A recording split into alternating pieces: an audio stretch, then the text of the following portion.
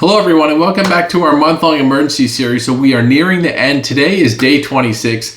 Happy Memorial Day, by the way. And we're talking about a wake turbulence upset, right? So not the kind where it's just, a slight bumper roll, but the kind where you actually get a roll all the way past 90 degrees. So here's the scenario. One that we would actually find at our local airport with extensive helicopter training.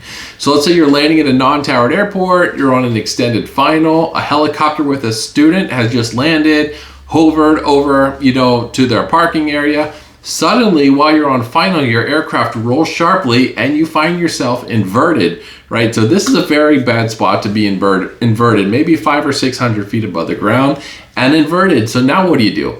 Now, I'm not an aerobatic pilot, but these are the recommendations, right? So the first is power. So unless your nose happens to be pointed up, you want to pull the power back to idle. And then when inverted, the nose will want to fall to the ground, right? So reducing the power prevents excess speed and then altitude loss. So if inverted, then you want to neutralize the controls and then provide an aggressive roll, whichever way is quicker out of it, right? And then lastly, you'd want to transition to a climb pitch attitude and then execute your go around. So how do we keep ourselves from getting into this situation to begin with?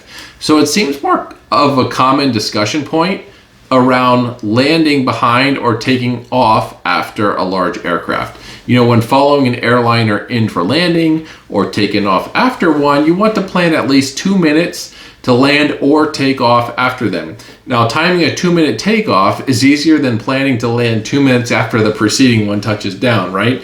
And then on takeoff, the idea is to rotate before the jet and initially climb above their flight path.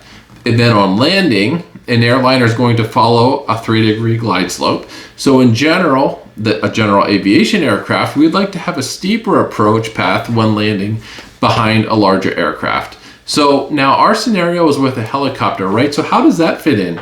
So it seems helicopter wake isn't discussed quite so often. Some studies have shown that hazardous wake behind a helicopter can exist for up to 3 miles behind the helicopter, right? So in addition, sometimes the wake doesn't even sink. So even though a helicopter might not be bigger than your aircraft, the wake can still be very dangerous and lead to a flight upset.